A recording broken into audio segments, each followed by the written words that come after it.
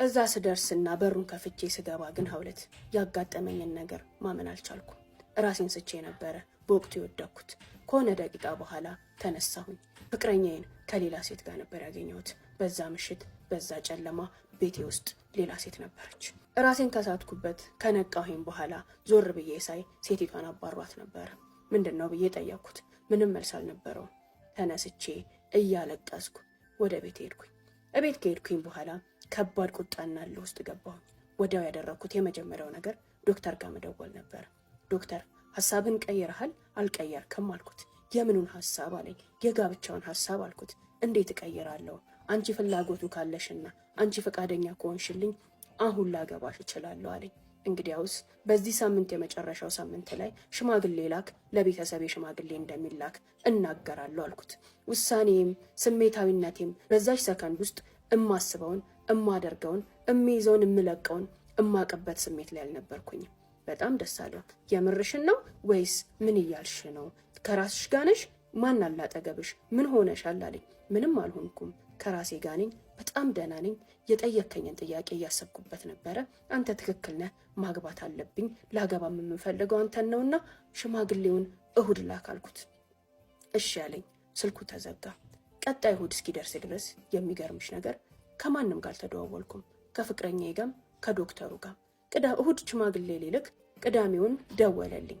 አቤት አልኩት። እንዴት አትደውይም? የምርሽን ነው? እኔ ሽማግሌዎችን አዘጋጅቻለሁ። ለቤተሰቦችሽ ተናግረሻል? ሽማግሌ ነገ መላክ እችላለሁ አለኝ። አዎ ላክ፣ ተናግሬያለሁ አልኩት።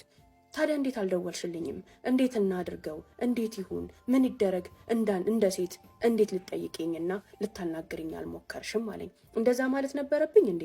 ለቤተሰቤ ተናገርኩኝ። ሽማግሌውን የምትልከው አንተ ነህ። ሌላ ፕሮሰስ እንዳለው ግን እኔ አላቅም አልኩት። ሳቀና እሺ ሽማግሌዎቹ ነገ ይመጣሉ አለኝ። በተባለው ቀን እነዛ ሽማግሌዎች ወደ ቤታችን መጡ። እሁዱን ቤተሰብም በወግ በማዕረጉ መሰረት ለሳምንት ቀጠራቸው። በሚቀጥለው ሳምንት እስኪመጡ ድረስ ደወለልኝና ቤቱን እንዳይና ማስተካከል የምፈልገው መጨመርም መቀነስም የምፈልገው እቃ ካለ መጥቼ እንድጨምር እንድቀንስ ቤቱንም እንዳስተካክል ጋበዘኝ። እሺ ብዬ ወደ ቤቱ ሄድኩኝ። ቤቱን ሳየው ሀውለት የሚታመን አልነበረም። በጣም የሚያምር ግርማ ሞገስ ያለው ቆንጆ፣ ከጠበቅኩትም ከገመትኩትም በላይ ምርጥ የሚባል ቤት ነው የነበረው። በእርግጥ ዶክተር የስራ ሰው ነው፣ ጎበዝ ነው፣ የደህና ቤተሰብም ልጅ ነው። ከሱ የሚጠበቅ ቢሆንም በዚህ ደረጃ ግን ባለሀብት ነው ብዬ አስቤም አላቅም ነበረ። ደስ አለኝ። ምንም ምጨምረውም ምቀንሰውም ነገር አልነበረም። ቤቱ ባለበት ሁኔታ ጥሩ ነው ብዬ ተነስቼ ወደ ቤቴ ሄድኩኝ። ያን ሁሉ ነገር ሲሆን ግን ሀውለት በደመ ነፍስ ነበርኩኝ። እማስበውን እማደርገውን እያወቅኩኝ አልነበረም። የፍቅረኛዬን ስልክ ሙሉ ለሙሉ ብሎክ አድርጌዋለሁ። ሰርግና ዝባዝንኬ የሚባል ነገር አልፈልግም። ከሁለተኛ ሽማግሌ ከተላከ በኋላ የዛን ዕለት ቀለበት ተደርጎ ወደ ቤት መግባትና መጠቃለል ነው የምፈልገው አልኩኝ። በዚህ እሱም ተስማማ። በእርግጥ ከነ ቤተሰቦቹ ሰርግና ድል ያለ ነገር ፈልገው ነበር። እኔ ግን ሞቼ ይገኛለሁ። ጓደኛ የለኝም። ሚዜ ብዬ ቬሎ ብዬ ስስብ አልገኝም። ሽማግሌዎችህን ላክ፣ በሁለተኛው ቀጠሮ ጊዜ ቀለበት ይደረግ፣ ቀጥታ ሻንጤን ይዤ ቤትህ ነው መመጣው አልኩት። ሊቃወምኝ አልፈለገም። እኛ እንኑር፣ እኛ እንዋደድ እንጂ በፈለግነው ጊዜ እኮ መሰረግ እንችላለን፣ በፈለግነው ጊዜ መሆን ይችላል ብሎ ቤተሰቡንም በሚያሳምንበት መንገድ አሳምኖ በሁለተኛው ሽማግሌ ሻንጣዬን ይዤ ቤቱ ገባሁ። ይሄ ሁሉ ሲሆን ሀውለት ከዛ ጊዜ ጀምሮ ጭንቅላቴ ምን እያሰበ ነው? ምን እየሆንኩኝ ነው? ወዴት እየሄድ ነው? ምንም የማውቀው ነገር የለም። ጭንቅላቴ ብቻ የዛ ሰዓት ላይ ቤት ገብቼ ፍቅረኛዬን ከሌላ ሴት ጋር ሳየው በተሰማኝ ስሜት ባሰብኩት ሀሳብ መሀል እስካሁን ምንም ነገር ማሰብ አቅቶት ምንም ነገር ማገናዘብ አቅቶት የሆነ ቦታ ላይ እስታክ እንዳረኩኝ ነው የሚሰማኝ። አዎ የሆነ ቦታ ላይ ጭንቅላቴ እስታክ አርጓል። እያገናዘብኩ እያሰብኩኝ እያብሰለሰልኩኝ አልነበረም። እምባይ እንኳን ለማውረድ ፈቃደኛ አልነበረም። ሁሉ ነገሬ ድርቅርቅ ብሎብኛል። ማደርጋቸው ነገሮች ሁሉ በደመ ነፍስና በቃ ዝም ብሎ በመነዳት ይመስለኛል። አዎ ታዲያ ዶክተሩን ባገባሁት በ72 ሰዓታት ውስጥ ምን ተፈጠረ? ፍቺ ጠየቅኩኝ። እኔ ድንግልናዬን ጠብቄ የቆየው ንጹሕ ሴት ነበርኩኝ። ከዶክተር ጋር በተጋባን ማግስት ጠዋት ላይ ተነሳሁኝና ይህ ንጽህናዬ ለዛ ልክስክስ ወስላታ አይገባውም ነበር ብዬ ደስ አለኝ። ያደረገውን ተመሳሳይ ነገር እንዳደረግኩኝና እንደተበቀልኩትም ተሰምቶኝ የእርካታ ስሜት ተሰማኝ። ከትንሽ ቆይታ በኋላ ግን ያር መረጋጋቴም እርካታዬም የበቀል ስሜቴም ከኔ ጋር አልቆየም ነበር። ትንሽ እንደቆየው ጭንቅላት የሚጮኸው ጩኸት፣ ልቤም የሚመታው ምት ከምቋቋመው በላይ ሆነብኝ። ምንም አይነት ደስታ፣ ምንም አይነት መረጋጋት አይታይብኝ። ጩሂ ጩሂ ይለኛል፣ ጥፊ ጥፊ ይለኛል፣ ውጪ ውጪ ይለኛል። ብቻ የሚሰማኝ ስሜት ዝብርቅርቅርቅ ያለ ነው። ይሄ ሁሉ የሆነው ባገባው በመነጋታው ገብቼ ሻወር ወሰድኩኝ። ከሻወር ወጥቼ ወደ በረንዳው ወረድኩኝ። ወደ በረንዳው ስወጣ ወደ ታች ውረጂ፣ ተፈጥፈጪ፣ ሙቺ የሚል ስሜት ነበር የሚሰማኝ። መኖሬ ምንም ትርጉም አልሰጥሻለኝ። ለምንድን ነው የምኖረው? ለምንድን ነው ያለሁት? ምን እየተሰማኝ ነው? ምን እያሰብኩኝ ነው? መቋቋም የማልችለው ዝብርቅርቅ ያለ ስሜት ውስጥ ነበርኩኝ ሐውልት። ያው እንደሆነው ሆኖ የዛ ዕለት በዛው ጩኸት፣ በዛው ስቃይና በዛው መከራ አንዴ ወተሽ ራስሽን አጥፊ፣ አንዴ ከፎቁ ላይ ተፈጥፈጪ፣ አንዴ ጩሂ፣ አንዴ አልቅሽ እያለኝ ማልቀስም መጮህም መፈጥፈጥም ሳልችል ከልቤ ጋር እየታገልኩኝ የዛ ዕለት መሸ። መሽቶም ዶክተር መጣ። እኔ ለሱ የማልገባው ሰው ነኝ። የኔ ንጽህና ለሱ የማይገባው ነው። እሱ ወስላታ ነበረ፣ በትክክል ተበቅየዋለሁ እያልኩኝ ጠዋት በተነሳው ቁጥር ያንን አስባለሁ። ከዛ ስሜት በኋላ ግን እማላቀው ድብርትና እማላቀው ሐዘን ይጫጫነኛል። ሙቺ ሙቺ የሚለው ስሜት መልሶ ወደ እኔ ይመጣል። እንደዚሁ እየተወዛገብኩኝ ባለሁበት ሁለተኛው ቀን ላይ ፍቅረኛዬ በሌላ ስልክ ደወለ። ልክ ያንን ስልክ ሳነሳው የፍቅረኛዬን ድምፅ ሰማሁት። ድምፁን ስሰማው መቋቋም የማልችለው የእንባ ጎርፍ ከዓይኔ ጀርባ መጣ። እርር ብዬ ማልቀስ ጀመርኩኝ።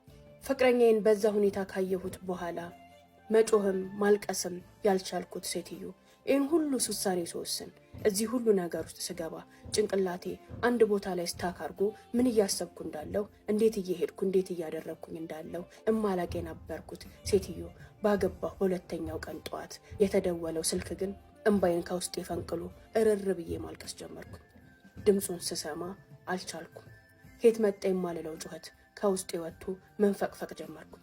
በስልኩ ውስጥ ሄለው ሄለው እያለ ስሜን እየጠራ የሚመጣው ድምፅ ከምንም ነገር በላይ ሐዘንና ንዴት ውስጥ ምሬት ውስጥ ከቶ ያንሰቀስቀኝ ጀመር። መደማመጥ አልቻልንም። መሽቶ እየዘጋጋሁ እያለ ነበር የመጣው። ገና ሳየው ፈገግ ብዬ እንደምትመጣ እርግጠኛ ነበርኩ አልኩት። ካልኩት በኋላ እኔ ራሱ ደንግጫለሁ። ግን እውነትና ከልቤ ነበር የተናገርኩት። እሱ ራሱ ያልጠበቀው ንግግር ስለነበረ ደንግጦ ሳቀና ለምን አልሽ? እንዴት እርግጠኛ ሆንሽ አለኝ። አይ በጣም አምሮባት ነበረ። ለነገሩ ልብሱን ያሳመረችው እሷ ናት እንጂ ልብሱ አይደለም እሷን ያሳመራት። ባለቤት በጣም ቆንጆ ናት ግን ታውቃለህ አልኩት። ምን ዋጋ አለው? ትዳር ውስጥ መልክ ወርዶ ወርዶ የመጨረሻውን ፐርሰንት ይይዛል። ምንም ትርጉም አይመጣም ትዳር ውስጥ አለኝ። እንዴት? ምን ይሆናል የመጀመሪያውን ፐርሰንት የሚይዘው አልኩት። በስሜት ማች ማድረግና በሀሳቦች መግባባት ትልቁን ቦታ እየያዙ ይመጣሉ። መልክ ባለቤቱ አውቆት ሲጠቀምበትና ሲጠቅምበት ካልሆነ በስተቀር አቧራ እንደሸፈነው ወርቅ ነው። ምንም ትርጉም የለውም። ዋናው ነገር በስሜትና በሀሳብ መግባባት ይሆናል ትዳር ውስጥ። አሁን አንቺ የምትይው ውበት፣ መልክ ምናምን ልክ እንደዚህ ሰዎች ሲያዩ ሚስት ቆንጆ ናት ብለው ከማደናነቅ ውጪ እሺ ይሁንልህ፣ ለማንኛውም ልታዘዝ እየዘጋጋው ነበር አልኩት። እነዚያን የመጨረሻዎቹን ሁለቱ ልብሶች አሉ አለኝ። አዎ አሉ አልኩት። እነሱን ስጪኝ ይዘህልኝና ብላኛለች አለኝ። እሺ ብዬ አጣጥፌ አውጥቼ የሰጠሁት። እየወጣሽ ነው እንዴ ሲለኝ፣ አዎ እየወጣው ነው፣ መንገዳችን አንድ ከሆነ ብሸኘኝ ደስ ይለኛል አልኩት። አውለት በቃ እኔ እንዲህ ነኝ። ብዙ ሰውን ሲሰማ ግራ ሊገባው ይችላል። ሴት ልጅ ሸኘኛለች። ሴት ልጅ ነፃ ነኝ፣ ንጹህ ነኝ። ይህን ሁሉ ነገር ስል የሆነ ቀመር ቀምሬ የሆነ ፕላን አድርጌም አይደለም። ውስጤ ላይ ያለውን ትክክለኛውን ነገር በቀጥተኛ መንገድ ነው ስናገር የነበር። እሱም ይሄ ቀጥተኝነቴና ግልጽነቴ አስደንግጦት ነው መሰለኝ ስቆ አዎ ደስ ይለኛል፣ እሸኝሻለሁ፣ ችግር የለውም ዘግይና ነው ያለኝ። ዘጋግቼ ተከትዬው ወጣሁ። ስንወጣ እያየሁት ነበር። አለባበሱ ደስ ይላል፣ በጣም አምሮበታል። ከገባን በኋላ መኪና ውስጥ በነገራችን ላይ አለባበስ በጣም ነው የሚያምረው፣ ነገር ግን ከዚህ ልብስ ጋር ይሄን ጫማ ባታረግ አልኩት። በሳቅ ሞተ። ታዲያ ምን አይነት ጫማ ባረግ ትመርጭልኛለሽ አለኝ። እንደዚህ አይነት አለባበሶችን ስትለብስ አዲዳስ ብትጠቀም ይበልጥ ያምርብሃል። ልብስ በጣም ያምርብሃል፣ ነገር ግን ትንሽ የሆነ ማች የማያረግ ነገሮችን ትጠቀማለህ ብዬ ተሳሳቅን። ሀውለት ከዛች ደቂቃ በኋላ የሆነ ረዥም ጊዜ እንደሚተዋወቁ ጓደኛ ማቾች እያወራን ምናምን ሄድን። ሰፈሬ ድረስ አደረሰኝ። ስልክ ቁጥር ተቀያየርን። እደውልልሻለሁ፣ በነገራችን ላይ የወንድ ዕቃ ምን ትይዛላችሁ አለኝ። የፈለግከው ነገር ምን ትፈልጋለህ ስለው እስኪ ለአንተ ይሆናል ብለሽ የምታስቢያቸውን ነገሮች አምጪልኝ አለኝ። እሺ አልኩት። ለሚስትስ የሚሆን ነገር ከዚህ ውጭ ምን ትፈልጋለህ ስለው ስቆ እሷ እንደሆነ መዘነጥም ማዘነጥም አችልበትም፣ ታያት ይሄ ይበቃታል፣ የዛሬ ዓመት ወይ የዛሬ 2 ዓመት ደግሞ እንደዚሁ ሲያምራት የሆነ ነገር ጣል አረግባታለሁ ብሎ ሳቀ። በነገራችን ላይ አንተ መዘነጥም ማዘነጥም ማትችል መስሎ ብትረዳትም ኪስህን እየጠበቀችልህ ወይ ደግሞ አንተን ከብዙ ወጪ እየጠበቀችህ እንዳይሆን ትንሽ ልትረዳት ሞክር ብዬ ሸንቆጥ አረኩት። አነጋገሩ ደስ አላለኝ። በሳቅ ሞቶ ሙሉ የሱቁሽን ዕቃ ብገዛ ከአንድ ቀን ምሳ መቢያዬ አያልፍም ብሎ ቋጥኝ የሚያክል ጉራ ከእውነት ጋር ነገረኝ። አሃ በጣም ቦስነሽ ማለት ነው ብዬ በልቤ ይሁንልህ፣ ጉራህም ጥሩ ነው፣ ኢንፎርሜሽኑም አይከፋም አልኩት። አሁንም በሳቅ ሞት። ሁለት እንደዚሁ እያልን ቦታ ደርሼ ወረድኩኝ። ከወረድኩኝ በኋላ ደቂቃዎች እንኳን አልቆየሁም። ወደ ቤቴ ሳልገባ ተደውሎ ያው የተለመደው የወንዶች ወሬ ገባሽ አለኝ። ስቄ በእርግጠኝነት በሬ ላይ አውርደኸኝ ቤቴ ሳልገባ የትም ልሄድ አልችልም፣ ምን ለማለት ፈልገህ ነው አልኩት። በቃ ወሬን ማቀጣጠል እችልበታለሁ። በዚሁ ወሬው ተነስቶ የባጡን የቆጡን እያወራን የዛ ዕለት ብቻ ከተለያየን በኋላ ለ1 ሰዓት ያህል በስልክ አወራን። ሁለት በስንተኛው ቀን ቦሴን ውጭ ነበረችና ብራንድ ሽቶ በድፍረት አላዘዘኝም። በጣም የምወደው አዲስ የወጣ ብራንድ ሽቶ ነበር። እሱን አዘዝኳት። ለሱ ይሆናሉ ብዬ የማስባቸውን ሱሪዎች፣ ሸሚዞች ብቻ ታዩ ከኦንላይን አውርጄ እነዚህ ኦርደሮቼ ናቸው፣ ሰው አዞኝ ነው ይዘሽልኝ ነይ ብዬ አዘዝኳት። መጀመሪያ ቀን ከተገናኘን በኋላ ቀን በቀን እንደዋወላለን። ደውለን ግን የምናወራው የባጡን የቆጡን ነው። በቃ በማወራው ነገር ሁሉ ይስቃል። በሚያወራኝ ነገር ሁሉ እሰማዋለሁ። አብዛኛውን የሚያወራኝ ነገሮች ብዙም እንደማትረዳው፣ በስሜት ማች እንደማያረጉ፣ በብዙ ነገሮች እንደምታናድደው፣ ስለ አለባበስ፣ ስለ ፋሽን፣ ስለ ስራ፣ አልፎ አልፎ ደግሞ ስለ ኳስ፣ ስለ ፍልስፍና፣ ስለ ህይወት፣ ስለ መጽሐፍ ብዙ ነገሮችን እናወራለን። ካወራኝ በኋላ ግርም ይለዋል። አይገርምም? እኔ ከሴት ልጅ ጋር እኮ እንደዚህ አውርቼ አላውቅም። ሴት ልጅ እንደዚህ ብዙ ነገሮችን ማወቅና አውርታ ማስወራት ትችላለች እንዴ ይለኛል። ሴት ልጅ እንዴት ነው የምትመለከታት ስለው በቃ እናንተ መሳቅ፣ መጫወት፣ ልብስ፣ አበባ፣ ቀሚስ፣ ሻምፖ፣ ኮንዲሽነር፣ ፀጉር ቤት፣ ምግብ ከሚሉት ርዕሶች ውጪ ስለ እንደዚህ አይነት ነገሮች እኔ የምታወራም ሴት አጋጥማኝ አታውቅም። ለመጀመሪያ ጊዜ አንቺ ነሽ ለምነግርሽ ለማወራሽ ነገር ሁሉ መልስ አታጪም፣ ኢንፎርሜሽን ማታጪም እያለ ያደናንቀኛል። የሚፈልጋትን የሆነች ነገር አውቄዋለሁ። ብዙ በሚያወራቸው ነገሮች ላይ የሚሰማው የሚረዳው በትዕግስትና በእርጋታ ይሄኔን አይመለከትም፣ የኔ ሀጃ አይደለም፣ የኔ ስሜት የኔ ፍላጎት አይደለም ብሎ ኢግኖር ሳያደርግ የሚያዳምጠው ሰው ይፈልጋል። እኔ ስለ ኳስ ሁለት ብዙም ግድ የለኝም። ነገር ግን ወንዶቹ ሲያወሩኝ ደስ ብሎኝ ተመስጬ ሰማቸዋለሁ። እማላውቀውን ነገር እጠይቃቸዋለሁ። እንዲሁም ስለ ስራቸው የእነሱን ስራ ላላውቀው እችላለሁ፣ የእነሱን ዓለም ላላውቀው እችላለሁ። ስለ ስራቸው በሚያወሩኝ ሰዓት ግን በጣም ተመስጬ እሰማቸዋለሁ። ሜቢ የሆነ ምላሽ የፈለጉ ከመሰለኝ በመነጋታው ኢንፎርሜሽኖችን ሰብስቤ በዚህ ጉዳይ ላይ እኮ እንደዚህ አይነት ነገር ሰምቻለሁ አይተኸዋል ብዬ ለመናገር እሞክራለሁ። ግን አይሰለቸኝም፣ ይሄኔን አይመለከተኝም፣ ቦሪንግ ያደርገኛል ብዬ በሚያወሩት ነገር ኢግኖር አላረጋቸውም። በደንብ አድርጌ ያዳመጣቸውና ታዲያ ምን አደረክለት፣ ታዲያ ማን እናወራለት፣ በዚህ መንገድ እንደዚህ ብታረግስ ብዬ ምክር ሳይሆን እንደ ሀሳብ የራሴን ኦፒኒየን እሰጣቸዋለሁ። ይሄ ነገር እጅግ በጣም ያስደስታቸዋል። ከኔ ጋር ማውራት ደስ ይላቸዋል። ከእነሱ ጋር ማች እንደማድረግ እንዲሰማቸው ያደርጋል። እሱንም ያደረግኩት ያንን ነበር። ሁለት ያስታውቃል፣ ዱርዬ ነው። አንድ ቀን አልኩት፣ አንተ ግን የ4 ልጆች እናት ያችን የመሰለች ሴት ባለቤት ሆነ ታስታውቃለህ፣ ዱርዬ ነህ አልኩት። በጣም ሳቀ። ይኸውልሽ ልንገርሽ፣ ወንድ ልጅ ቤት ውስጥ ህይወት ውስጥ ያልተመቸው ነገር ካለ እውነቱን ልንገርሽ፣ ሁሉም ወንድ ዱርዬ ነው፣ እኔም ዱርዬ ነኝ አለኝ። እንደዛ ግን አያምርም። ቢያንስ እሷን ባታከብረና ለራስ ቦታ ባይኖርህ ፈጣሪን እኮ መፍራት አለብህ አልኩት። እውነትሽን ነው፣ ፈጣሪንማ እፈራለሁ። ከዚህ በኋላ ትዳር ብዬ ልይዛት የምችላት ሴት የለችም። የሚመጡት ሁሉ ሴቶች አንድ አይነቶች ናቸው። አንቺ ግን በጣም ምላጭ ነሽ ብሎኝ ሳቀ። በስንተኛው ቀን ያዘዝኩት ኦርደር መጣና አገኘሁት። የሆነ እቃ ኦርደር አድርጌልህ መጥቷል፣ ተገናኝተን ልሰጥህ እችላለሁ አልኩት። በጣም በደስታ ብሎኝ እየፈነጠዘ መጣ። የመጡትን እቃዎች ሳሳየው በጣም ተገረመ። በጣም እፈልጋቸው ነበሩ፣ ከየት አገኘሻቸው፣ እንዴት አወቅሽ ብሎ የሆነ የልቡን ያየሁለት ያህል ፍላጎቱን የተረዳሁለት ያህል በጣም ደስ አለው። ከዛ በኋላማ ቢዝነሴም ጓደኛዬም ሆነ። የሚገርምሽ ራሴን ትርፍ ጥቅም ይዤ የዚህን ያህል ትርፍ ብዬ አይደለም የምናግረው። ይሄ ዕቃ የመጣው በዚህ ብር ነው፣ ማትረፍ ያለብኝን ጨምረህ አምጣ እለዋለሁ። እሱም ደስ ይለዋል። በደንብ ጨምሮ ይሰጠኛል። የሚፈልጋቸውን ነገሮች ኦርደር ያደርገኛል። ውጭ የመሄድ እድሉ አለው። ነገር ግን በቃ እኔም እየመረጥኩለት ያለው ነገር እየገዛው ያለውለት ነገር በጣም ተመቸው። ከቀን ወደ ቀን እየደወለ ይህን ነገር ልብስ ፈልጌ ነበር፣ ከምን ጋር በለብስ ይሻለኛል? ይህን ነገር ላረግ ፈልጌ ነበር፣ ከምን ጋር ማች ባረገው መሄድ ይመስልሻል? እያለ ያማከረኝ ጀመር። ጧት ሲወጣ ይህን ልብስ ከዚህ ጋር ብትለብስ፣ ይህን ከዚህ ጋር ብታረግ፣ ያን ሸሚዝማ እንዳትለብሰው፣ እሱ እንዲህ ያስመስልሃል እያልኩኝ ልብሱን መራጭ ሆኜ ቁጭ አልኩኝ። በመሀል ቦርጭ እያመጣ ነበረ። ቀስ ብዬ አንተ ልጅ ግን እዚህ መልክህ ላይ እዚህ ሀብትህ ላይ ትንሽ ሸንቀጥ ብትል ምን ይመስልሃል አልኩት። ሳቀ። እኔ ስፖርት አልወድም አለኝ። ወንድ ልጅ ስፖርት ካልሰራ ምን ወንድ ነው? ኧረ እባክህ ተመዝገብና ስፖርትህን ስራ ስለው በመነጋታው ነበር 2 ስፖርት የተመዘገቡ። ብቻ 2 እና 3 ወር ባልሞላ ወሬ ውስጥ ሙሉ ለሙሉ ቀየርኩት። አለባበሱ፣ ሽቶ፣ አቋሙ ሁሉ ተለወጠ። የምለውን ነገር ሁሉ ይሰማኛል፣ ያዳምጠኛል፣ ያማክረኛል። ሻይ ቡና እንላለን። ቅርጹ ያለየለት ግንኙነት ውስጥ ገባን። በመሃል ግን የሆነ ቀን እንደ የትኛዎቹም ወንዶች ፍላጎቱን ያሳየኝ ጀመር። ያኔን አቋሜን አሳየው። የሰማሁት ነገር ግን ሀውለት ይበልጥ ልቤን የሰበረ ነበር። ይችን ሴት ሀውለት ምን የመሰለ ቤት ተከራይቶ ፈርሾ አስቀምጧታል። ትዳር በይው የትዳርን ያህል ተጠቃለዋል። ሁሉ ነገሩን ተቆጣጥረዋለች።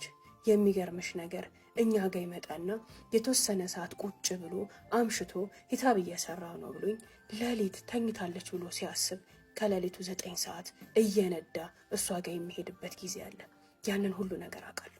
ከእሷ ጋር ከተገናኘ እሷንም ደውዬ ማውራት ከጀመርኩኝ በኋላ ለ10 ጊዜ ያህል ቤቱን ጥዬ ወጥቻለሁ። ሄዶ ለምኖ ያመጣኛል። እኔም ተመልሼ ተጎትቼ ወደዛ ቤት እገባለሁ። ሁለተኛ አይለመደኝም ይለኛል። የሚገርምሽ እቤት በመለሰኝ ይቅርታ በጠየቀኝ ማግስት ተመልሶ ሌሊት እየነዳ እሷ ጋር ይሄዳል። በቃ ህይወቴ ስቃይ ሆነ። እሷ የኔን ስልክ ካገኘች እኔ ከደወልኩላት ከኔ ጋር ካወራን በኋላ አይገርምሽም ዛሬ እኮ እንደዚህ ቦታ ሄደን ተዝናናን፣ ፎቶአችን እንዴት ነው እስኪ እዩ ብላ የተነሱትን ፎቶ ትልክልኛለች። የበሉትን ምሳ፣ የሰጣትን ጊፍት፣ አበባዎችን፣ ወርቆችን፣ ጌጣጌጦችን፣ ይዟት የሄደበትን እያንዳንዱን ነገር ፎቶ እያነሳች ትልክልኛለች። ይግረምሽ ብሎ ያንን እያሳየው እሪ ስለው እሷ ናት ምትወደኝ፣ ራሴን አጠፋለሁ ከተውከኝ እያለች እየተከታተለች ነው። አላስቆም አላስቀምጥ ያለችኝ እሷ ናት እያለ ሽምጥጥ ያደርገኛል። ያስቃል አይደለ?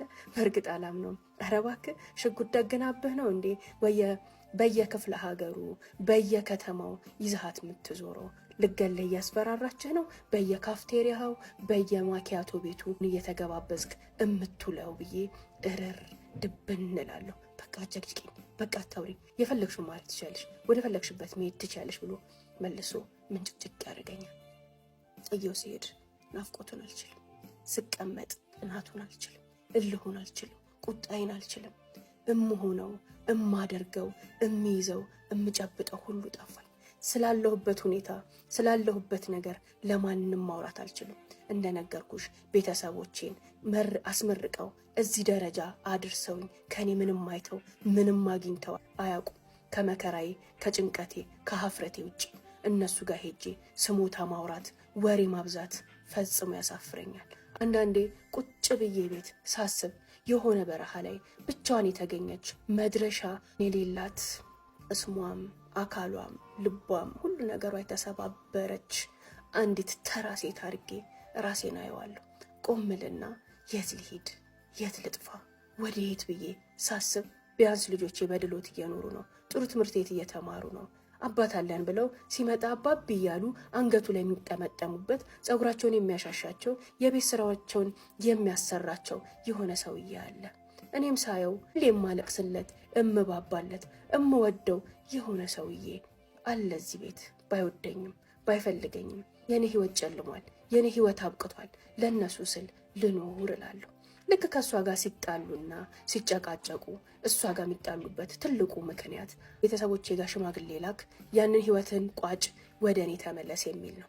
በዚህ ጉዳይ ሲጨቃጨቁ እኔ ጋር ትደውልና በቃ ባልሽን ትቼልሻለሁ፣ ከቻልሽ ሰብስቢው፣ እሺ ከቻልሽ እኔ ጋር ድርሽ እንዳይል አድርጊው ብላ ትዝትብኛለች። ሌላው ቀርቶ ሀውለት በሚገርምሽ ሁኔታ ስለ ትዳር ስለ ምናምን ቪዲዮዎችን ትልክልኛለች። እስኪ ራስሽን ካስሻሻልሽበት፣ እስኪ ክፍተትሽን ካየሽበት እነዚህ ቪዲዮዎች ጥሩ ናቸው እያቸው እያለች ታላግጥብኛለች።